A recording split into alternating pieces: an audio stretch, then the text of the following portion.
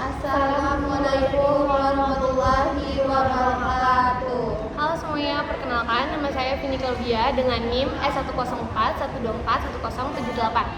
Halo, perkenalkan nama saya Anissa Rahmadani dengan NIM S10412411041. Halo, perkenalkan nama saya Nadila Nifiti Adinda dengan NIM 1041241077. Halo, perkenalkan nama aku Sri Septiani dengan NIM S1041241072.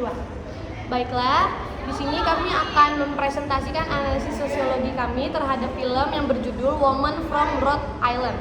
Film ini bukan hanya tentang kisah Martha sebagai TKI ilegal, tetapi juga tentang bagaimana struktur sosial seperti patriarki, kemiskinan, marginalisasi, dan ketidakadilan gender membentuk kehidupan perempuan di daerah terpencil.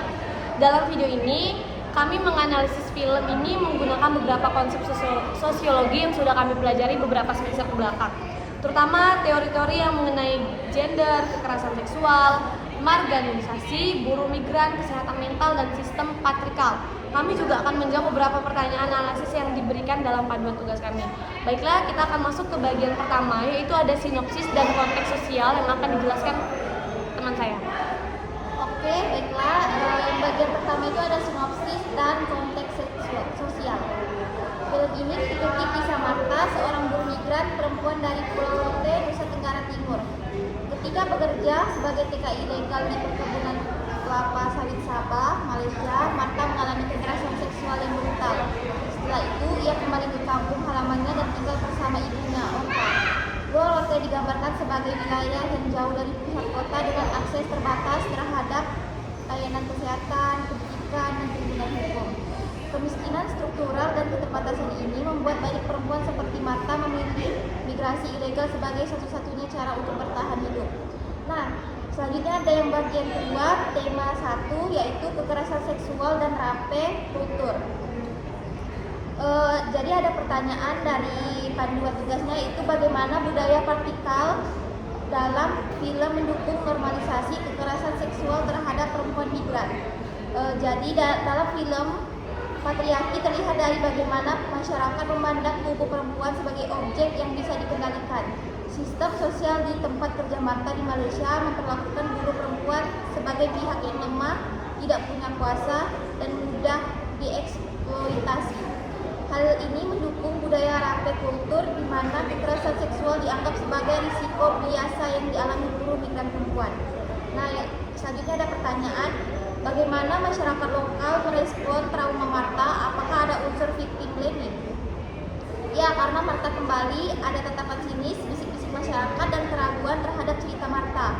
Ini merupakan bentuk victim blaming, seolah-olah kekerasan seksual adalah akibat dari kesalahan perempuan itu sendiri. Dalam budaya patriarkal, korban sering dianggap memalukan keluarga. Selanjutnya ada pertanyaan yang ketiga, bagaimana status ilegal Martha membuatnya lebih rentan terhadap kekerasan? Karena statusnya ilegal, Martha tidak bisa mengakses perlindungan hukum, ia tidak melapor, tidak punya dokumen, tidak mendapat jaminan sosial. Secara struktural, posisi seperti ini membuat perempuan migran tidak dianggap sebagai subjek hukum penuh. Mereka tak terlihat. Oke, baiklah kita akan masuk ke bagian 3, tema 2 dengan judul perempuan dan marginalisasi atau interseksionalitas. Di sini ada pertanyaan dulu teman-teman, yaitu ada identifikasi berbagai dimensi marginalisasi yang dialami Martha dan Oprah.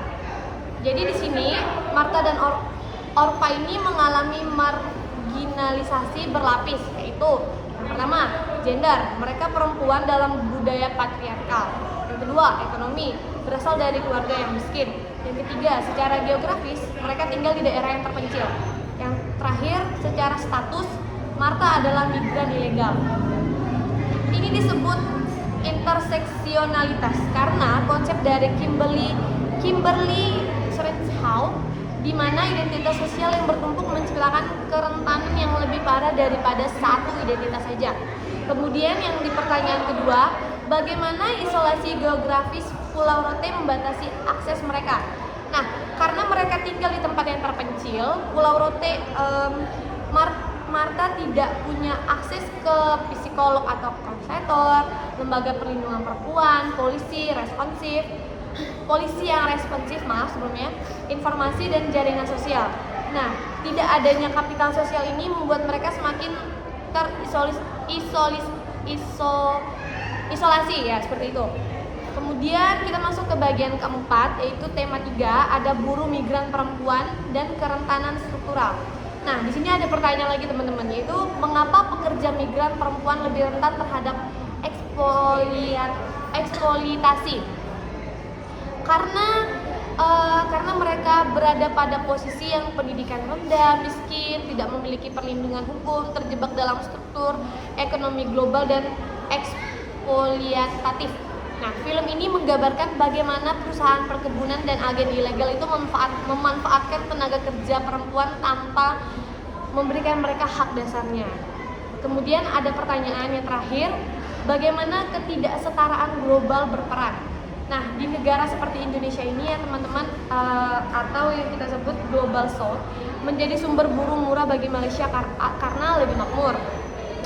Ini adalah bentuk kapitalisme global di mana perempuan miskin menjadi komoditas tenaga kerja yang mudah berganti. Baiklah, akan dilanjutkan bagian 5 oleh teman saya. Oke, bagian 5, tema 4, peran gender dalam keluarga.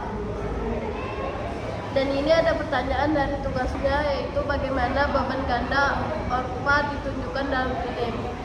Orpha bekerja memproduksi gula aren sambil merawat Martha. Ia menjadi pencari nafkah sekaligus pengurus rumah tangga. Ini adalah bentuk double burden kondisi umum perempuan di rumah tangga miskin. Selanjutnya, pertanyaannya, apakah ada dukungan sosial bagi Orpha? Hampir tidak ada ya. Negara tidak hadir, keluarga besar tidak menggambarkan membantu, dan komunitas cenderung pasif. Ya. Ini menunjukkan femininasi kelompok kemiskinan perempuan menjadi kelompok paling rentan dalam struktur ekonomi. Bagian 6, yaitu tema 5, ada tradisi dan hak perempuan. Ada pertanyaan lagi, yaitu elemen adat apa yang membatasi hak Martha dan Orpha. Norma adat menuntut perempuan untuk menjaga nama keluarga, sehingga korban kekerasan seksual sering disalahkan. Patriarki adat membatasi ruang gerak perempuan dan mempersempit pilihan hidup mereka. Selanjutnya ada pertanyaan, yaitu bagaimana hukum adat dan hukum negara berinteraksi.